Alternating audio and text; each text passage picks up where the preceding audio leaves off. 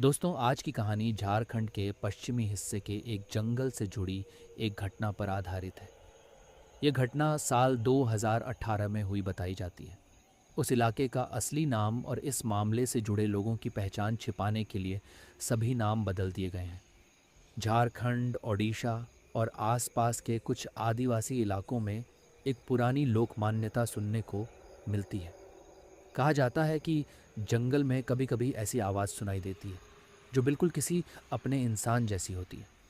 अगर कोई उस आवाज़ के पीछे चला जाए तो कई बार वह वापस नहीं लौटता। उस अनजानी शक्ति को कुछ इलाकों में किचकांडी कहा जाता है। ये कहानी उसी लोक विश्वास से जुड़ी एक घटना पर आधारित है। कहानी शुरू करने से पहले, अगर आपको भारत की सच्ची घटनाओं, लोक कथाओं और ब्लैक मैजिक से जुड़ी डरावनी कहानियाँ पसंद हैं, तो डार्क स्टोरी फाइल्स को ज़रूर सब्सक्राइब कर लीजिए, क्योंकि यहाँ हर हफ्ते खुलती है अंधेरे की एक नई फाइल। साल 2018, नवंबर का महीना था। लगातार 3 दिनों की हल्की बारिश के बाद जंगल की मिट्टी पूरी तरह भीग चुकी थी।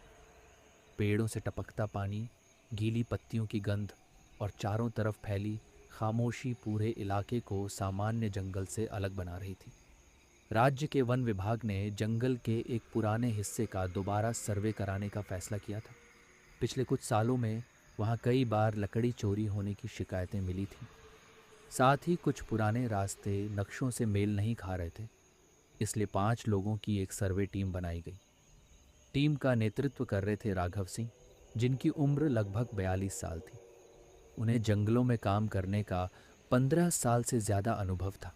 उनके साथ थे वन रक्षक महेश उरांव, स्थानीय गाइड बिरसा, सर्वे ऑपरेटर आदित्य और सबसे नया सदस्य निखिल, जिसने कुछ महीने पहले ही विभाग ज्वाइन किया था।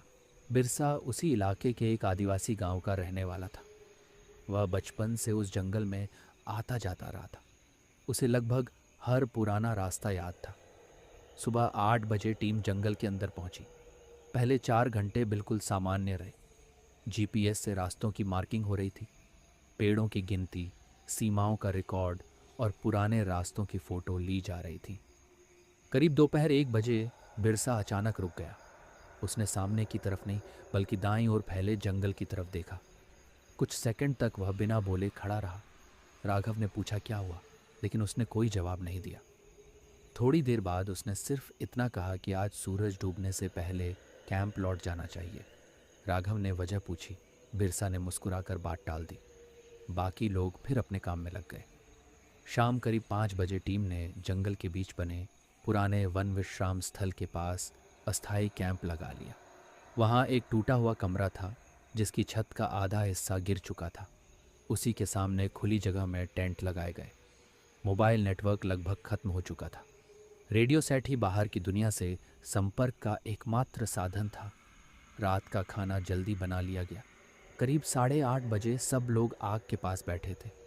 इसी दौरान राघव ने देखा कि बिरसा बार बार अंधेरे जंगल की तरफ देख रहा है। उसका चेहरा पहली बार डरा हुआ लग रहा था। कुछ देर बाद उसने खुद ही एक बात बताई। उसने कहा कि उसके गांव के बुजुर्ग हमेशा एक बात कहते थे, अगर जंगल में रात के समय कोई परिचित आवाज़ तुम्हें नाम लेकर बुलाए तो जवाब मत देना। पहले ये देखना कि आवाज़ देने वाला इंसान तुम्हें दिखाई भी दे रहा है या नहीं। अगर सिर्फ आवाज़ सुनाई दे तो उस दिशा में कभी मत जाना। टीम के बाकी लोग हल्का सा हंस दिए। राघव ने भी इसे स्थानीय लोक कथा समझकर ज़्यादा महत्व नहीं दिया, लेकिन बिरसा नहीं हंसा। उसने सिर्फ इतना कहा कि जंगल में हर खतरा दिखाई नहीं देता। उस रात करीब 11:30 बजे तक सब अपने अपने टेंट में जा चुके थे। चारों तरफ पूरी खामोशी थी। सिर्फ झींगुरों की आवाज़ और दूर कहीं बहते पानी की धीमी आवाज़ सुनाई दे रही थी। करीब 12:17 पर निखिल की अचानक आंख खुल गई। उसे साफ साफ लगा कि किसी ने बहुत धीरे से उसका नाम लिया। निखिल। उसने तुरंत टॉर्च जलाई। टेंट के बाहर कोई नहीं था। उसे लगा शायद सपना होगा। उसने फिर से आंखें बंद कर ली। करीब 2 मिनट बाद वही आवाज़ दोबारा सुनाई दी, इस बार पहले से थोड़ी साफ। निखिल। आवाज़ बिल्कुल उसके छोटे भाई रोहित जैसी थी। निखिल एकदम उठकर बैठ गया। उसका भाई उस समय लगभग 1200 किलोमीटर दूर लखनऊ में था। वह इस जंगल में हो ही नहीं सकता था। उसने टेंट की चेन धीरे से खोली। बाहर घना अंधेरा था। आग लगभग बुझ चुकी थी। बाकी सभी लोग अपने अपने टेंट में थे। निखिल कुछ कदम बाहर निकला। उसने चारों तरफ टॉर्च घुमाई। कुछ दिखाई नहीं दिया। उसी समय जंगल के अंदर से फिर वही आवाज़ आई, इस बार बहुत धीमी लेकिन बिल्कुल साफ। निखिल, इधर आ। उसका गला सूख गया। वह कुछ सेकंड तक वहीं खड़ा रहा, फिर बिना एक कदम आगे बढ़ाए वापस टेंट में लौट आया। उसने पूरी रात दोबारा आंख बंद नहीं की। सुबह उसने ये बात किसी को नहीं बताई। उसे लगा शायद सफ़र की थकान और नए जंगल की वजह से उसे ऐसा महसूस हुआ होगा, लेकिन उसे यह बिल्कुल नहीं पता था कि वह आवाज़ सिर्फ शुरुआत थी। सुबह होने तक निखिल की आंखों में नींद नहीं थी। जैसे ही बाकी लोग उठे, उसने खुद को सामान्य दिखाने की कोशिश की। उसे लगा अगर वह रात वाली बात बताएगा तो या तो लोग उसका मजाक उड़ाएंगे या फिर उसे डरपोक समझेंगे। राघव ने नाश्ता खत्म किया और सभी को उस दिन का रूट समझाने लगा। आज उन्हें जंगल के उस हिस्से तक पहुंचना था जहां पिछले कई सालों से कोई आधिकारिक सर्वे नहीं हुआ था। कैंप समेटने के बाद टीम आगे बढ़ गई। करीब 2 घंटे तक सब कुछ सामान्य रहा। जीपीएस लगातार काम कर रहा था। पेड़ों की मार्किंग हो रही थी। हर कुछ दूरी पर लोकेशन रिकॉर्ड की जा रही थी। लेकिन लगभग 11 बजे बिरसा अचानक फिर रुक गया। इस बार उसने झुककर जमीन को ध्यान से देखा। गीली मिट्टी पर साफ पैरों के निशान बने हुए थे। निशान बिल्कुल इंसान जैसे थे। ऐसा लग रहा था जैसे कोई नंगे पैर उसी रास्ते से अभी अभी गुजरा हो। राघव ने आसपास नजर दौड़ाई। दूर दूर तक कोई दिखाई नहीं दिया। महेश ने अंदाज़ा लगाया कि शायद किसी ग्रामीण का रास्ता होगा, लेकिन बिरसा ने तुरंत सिर हिला दिया। उसने धीरे से बताया कि इस तरफ कोई गांव नहीं है। इस रास्ते पर महीनों तक कोई इंसान नहीं आता। राघव ने फिर भी बात को ज़्यादा महत्व नहीं दिया। टीम आगे बढ़ गई। करीब आधे घंटे बाद आदित्य ने पीछे मुड़कर देखा। निशान अब भी दिखाई दे रहे थे, लेकिन इस बार वे उनके आगे नहीं बल्कि पीछे बन रहे थे, जैसे कोई उनके पीछे पीछे चल रहा हो। उसने तुरंत बाकी लोगों को बुलाया। सबने पीछे जाकर देखा। गीली मिट्टी पर सिर्फ टीम के 5 लोगों के जूतों के निशान थे। नंगे पैरों के निशान पूरी तरह गायब हो चुके थे। बिरसा का चेहरा उतर चुका था। उसने पहली बार साफ शब्दों में कहा कि आज सूरज डूबने से पहले हर हाल में कैंप लौटना होगा। दोपहर करीब 1:30 टीम जंगल के उस हिस्से में पहुंची जहां पेड़ों की घनत्व अचानक बढ़ गई। ऊपर फैली शाखाओं की वजह से धूप जमीन तक पहुंच ही नहीं रही थी। दिन के उजाले में भी ऐसा लग रहा था जैसे शाम हो चुकी हो। राघव ने जीपीएस देखा। स्क्रीन पर लोकेशन बार बार बदल रही थी। कुछ सेकंड के लिए डिवाइस दिखाता कि वे उत्तर दिशा में है, फिर अचानक वही स्क्रीन पश्चिम दिखाने लगती। आदित्य ने दूसरा जीपीएस निकाला। उसमें भी वही समस्या थी। महेश ने रेडियो सेट चालू करके मुख्य कार्यालय से संपर्क करने की कोशिश की। कुछ सेकंड तक सिर्फ खरखराहट सुनाई देती रही, फिर रेडियो पूरी तरह शांत हो गया। जंगल में ऐसी दिक्कतें कभी कभी आती थी, लेकिन एक साथ 2 जीपीएस और रेडियो का गड़बड़ाना असामान्य था। राघव ने फैसला किया कि सर्वे रोककर वापस लौटना चाहिए। टीम जैसे ही मुड़ी, बिरसा वहीं खड़ा रह गया। वह लगातार सामने एक सूखे साल के पेड़ को देख रहा था। राघव ने पूछा, क्या हुआ? बिरसा ने कांपती आवाज में कहा कि कुछ देर पहले उसी पेड़ के पीछे उसकी माँ खड़ी थी। सबने तुरंत उस तरफ देखा। वहां कोई नहीं था। राघव ने समझाया कि शायद उसे भ्रम हुआ है। बिरसा ने कोई जवाब नहीं दिया। उसने सिर्फ इतना कहा, मेरी माँ को मरे हुए 9 साल हो चुके हैं। यह सुनते ही कुछ पल के लिए पूरा जंगल जैसे और भी शांत हो गया। शाम करीब 5 बजे टीम किसी तरह वापस कैंप पहुंची। वापसी के रास्ते में किसी ने ज़्यादा बात नहीं की। सबके चेहरे पर एक अजीब बेचैनी थी। निखिल ने देखा कि बिरसा बार बार पीछे मुड़कर देख रहा था, जैसे उसे यकीन हो कि कोई उनके साथ साथ चल रहा है। कैंप पहुंचकर राघव ने उस दिन का डेटा लैपटॉप में ट्रांसफ़र करना शुरू किया। आदित्य कैमरे की तस्वीरें देखने लगा। जंगल की दर्जनों तस्वीरें बिल्कुल सामान्य थीं, लेकिन 2 तस्वीरें देखकर उसका हाथ रुक गया। पहली तस्वीर में पूरी टीम दिखाई दे रही थी, लेकिन पीछे 2 पेड़ों के बीच कोई खड़ा था, धुंधला, बहुत दूर और इतना अस्पष्ट कि पहचानना मुश्किल था। आदित्य ने सोचा शायद रोशनी का असर होगा। उसने दूसरी तस्वीर खोली। वह तस्वीर सिर्फ 10 सेकंड बाद ली गई थी। इस बार वही जगह पूरी तरह खाली थी। राघव ने तस्वीरें कई बार झूम करके देखी। चेहरा साफ नहीं था। उन्होंने तय किया कि इसे अभी किसी निष्कर्ष की तरह नहीं लिया जाएगा। उस रात सबने जल्दी खाना खा लिया। बिरसा ने जोर देकर कहा कि आज रात कोई भी अकेले टेंट से बाहर नहीं निकलेगा। किसी ने उसकी बात का विरोध नहीं किया। करीब 12 बजे जंगल फिर उसी गहरी खामोशी में डूब गया।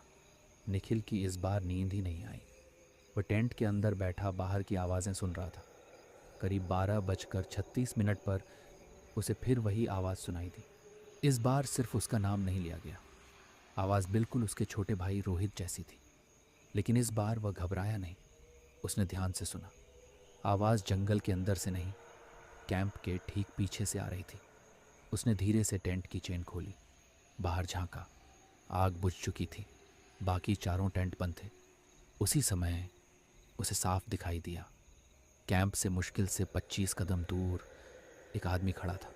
अंधेरे की वजह से चेहरा साफ नहीं दिख रहा था, लेकिन उसकी लंबाई, खड़े होने का तरीका और कपड़े रोहित जैसे ही लग रहे थे। वह बिना हिले डुले निखिल की तरफ देख रहा था। फिर उसने बहुत धीरे से हाथ उठाया और जंगल की तरफ इशारा किया। निखिल का दिल इतनी तेज धड़कने लगा कि उसे अपनी सांसों की आवाज़ सुनाई देने लगी। उसी पल पीछे से किसी ने उसके कंधे पर हाथ रखा।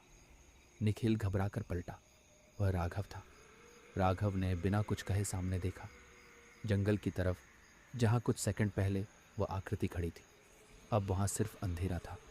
निखिल का चेहरा पूरी तरह पीला पड़ चुका था। उसकी सांसें तेज चल रही थीं। राघव ने उससे पूछा कि वह टेंट से बाहर क्या कर रहा था।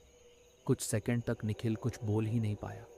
फिर उसने कांपती आवाज़ में बताया कि अभी कुछ पल पहले उसने अपने छोटे भाई रोहित को कैंप के बाहर खड़ा देखा था। वह उसे जंगल की तरफ बुला रहा था। राघव ने तुरंत टॉर्च उठाई और उस दिशा में रोशनी डाली। दूर तक सिर्फ पेड़ दिखाई दे रहे थे। वहाँ कोई नहीं था।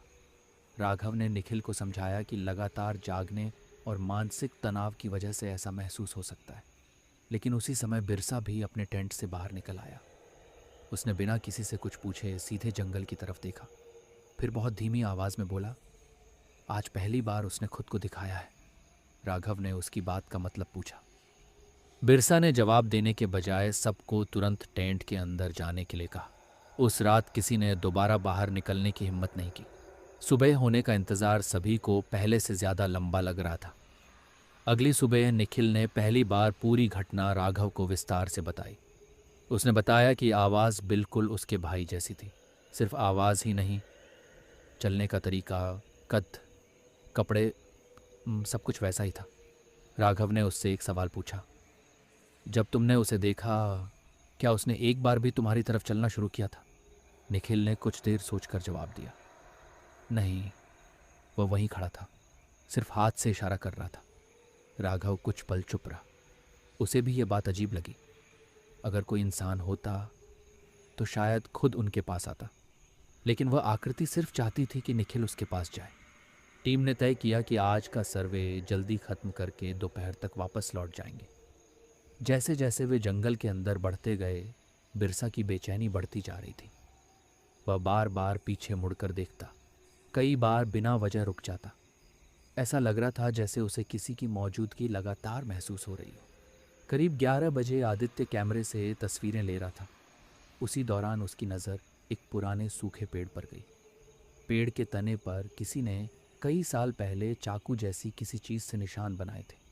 कुछ निशान इंसानी आकृति जैसे थे, कुछ गोल घेरे और कुछ ऐसे चिन्ह जिन्हें कोई समझ नहीं पा रहा था। पेड़ के नीचे अगरबत्ती की जली हुई लकड़ियाँ और मोम के पिघले हुए निशान पड़े थे। ऐसा लग रहा था कि कुछ महीने पहले तक वहाँ कोई आता रहा था। महेश ने धीरे से कहा कि शायद स्थानीय लोग पूजा करते होंगे, लेकिन बिरसा ने तुरंत मना कर दिया। उसने बताया कि उसके गांव के लोग इस जगह के पास भी नहीं आते। फिर यहाँ कौन आता था? इस सवाल का जवाब किसी के पास नहीं था। करीब 12 बजे अचानक जंगल में पक्षियों की आवाज़ पूरी तरह बंद हो गई। कुछ सेकंड पहले तक पेड़ों पर दर्जनों पक्षी चहचहा रहे थे। अब पूरा जंगल बिल्कुल शांत था, इतना शांत कि दूर गिरती पानी की एक एक बूंद तक सुनाई दे रही थी। राघव कई सालों से जंगलों में काम कर रहा था। वह जानता था जब जंगल अचानक इतना शांत हो जाए तो इसका मतलब होता है कि आसपास कुछ ऐसा है जिससे बाकी जीव सतर्क हो गए हैं।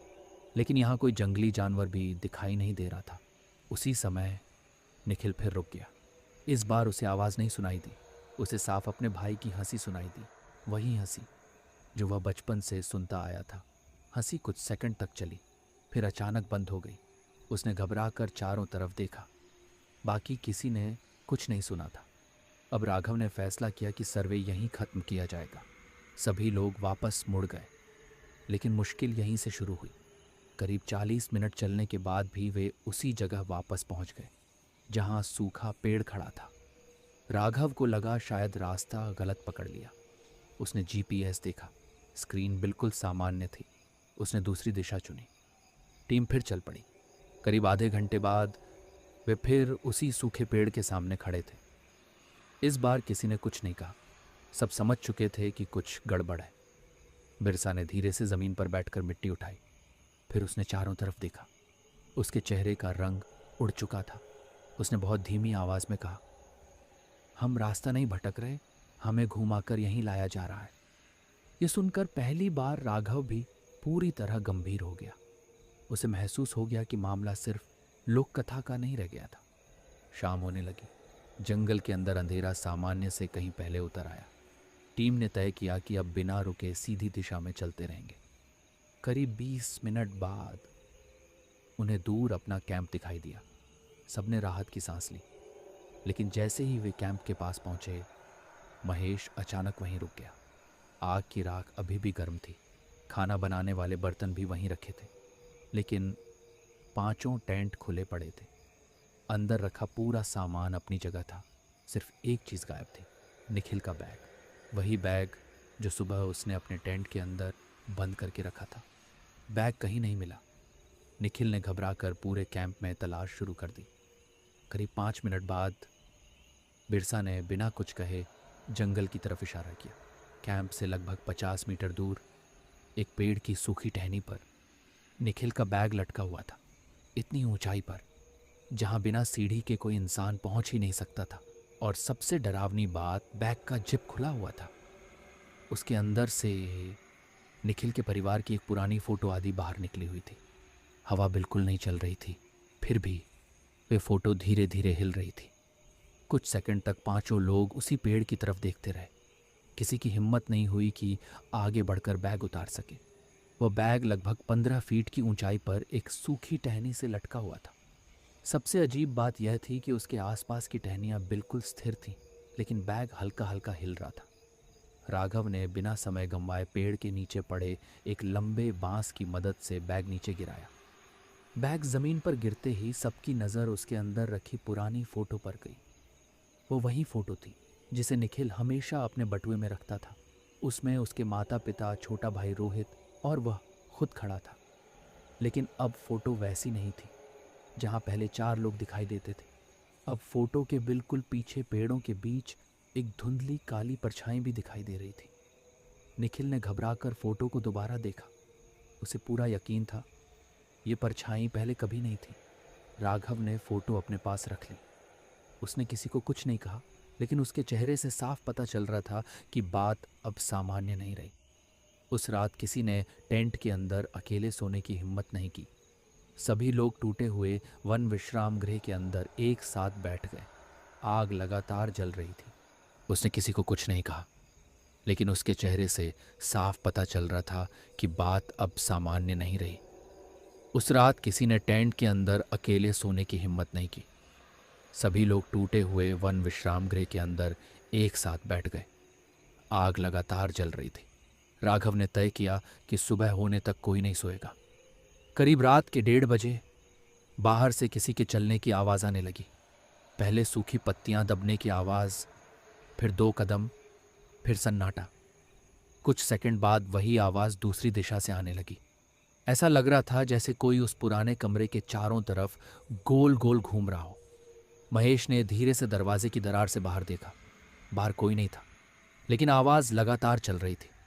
राघव ने टॉर्च उठाई और अचानक दरवाज़ा खोल दिया। रोशनी दूर तक फैली। जंगल खाली था। आवाज़ उसी पल बंद हो गई। दरवाज़ा बंद होते ही फिर वही कदमों की आवाज़ शुरू हो गई, इस बार पहले से ज़्यादा करीब। करीब 2 बजे निखिल ने फिर वही आवाज़ सुनी।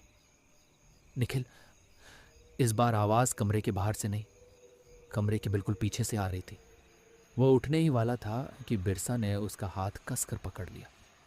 बिना उसकी तरफ देखे उसने सिर्फ इतना कहा, जो तुम्हें बुला रहा है वह तुम्हारा भाई नहीं है। कमरे में बैठे बाकी लोगों ने कोई आवाज़ नहीं सुनी थी, सिर्फ निखिल सुन पा रहा था।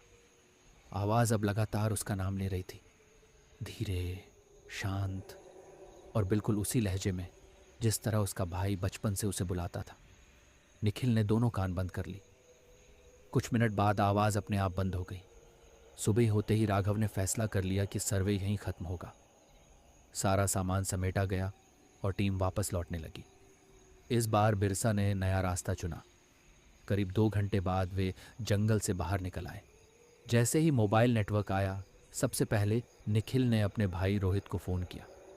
फ़ोन उठते ही उसने सबसे पहला सवाल पूछा, कल रात तुमने मुझे फ़ोन किया था या कोई रिकॉर्डिंग भेजी थी? रोहित ने साफ मना कर दिया। उसने बताया कि पिछले 2 दिन से वह लगातार कॉलेज में था और रात को जल्दी सो गया था। निखिल ने आगे कुछ नहीं पूछा, लेकिन उसकी बेचैनी खत्म नहीं हुई। जंगल से लौटने के बाद पूरी टीम ने अपनी रिपोर्ट वन विभाग को सौंप दी। रिपोर्ट में सिर्फ सर्वे से जुड़ी बातें लिखी गईं। आवाज़ें, रात की घटनाएं, बैग या फोटो में दिखाई देने वाली परछाई, इनमें से किसी बात का कहीं जिक्र नहीं किया गया। राघव का मानना था कि बिना किसी ठोस सबूत के ऐसी बातें सरकारी रिकॉर्ड का हिस्सा नहीं बन सकती। कुछ दिन बाद आदित्य ने कैमरे की सारी तस्वीरें दोबारा देखी।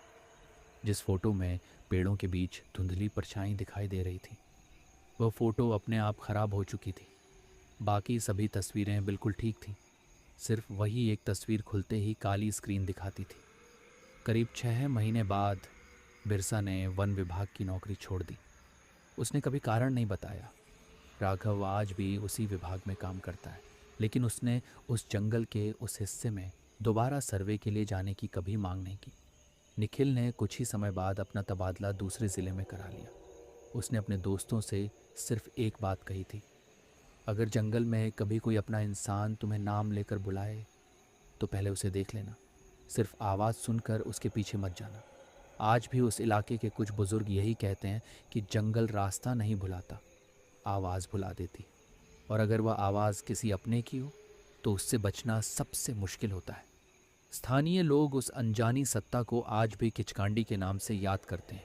कोई यह नहीं कह सकता कि वह सचमुच क्या है, लेकिन उस जंगल में आज भी शाम ढलने के बाद कोई अकेला नहीं जाता। दोस्तों, ये थी डार्क स्टोरी फाइल्स की आज की फाइल, किचकांडी। अगर आपको ये कहानी पसंद आई हो तो वीडियो को लाइक करें, चैनल को सब्सक्राइब करें और कमेंट में ज़रूर बताइए कि अगली फाइल किस रहस्यमयी लोक कथा पर होनी चाहिए। तब तक अगर कभी किसी सुनसान जगह पर आपको किसी अपने की आवाज़ सुनाई दे तो एक बार रुककर ज़रूर सोचिए, क्या सच में वह आपको बुला रहा है या कोई और। डार्क स्टोरी फाइल्स, सच्चे अंधेरे की कहानियाँ।